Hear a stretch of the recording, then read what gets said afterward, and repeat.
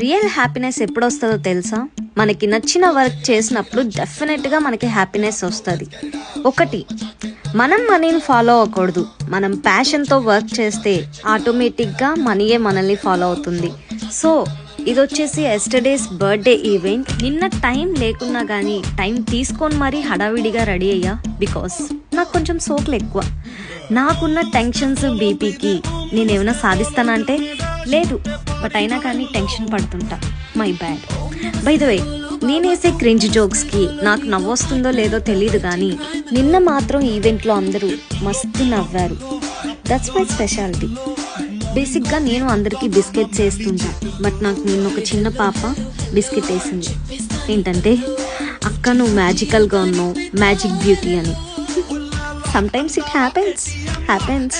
Next birthday boy obviously కేక్ని కైమా చేస్తాడు. అలా ఈవెంట్ సక్సెస్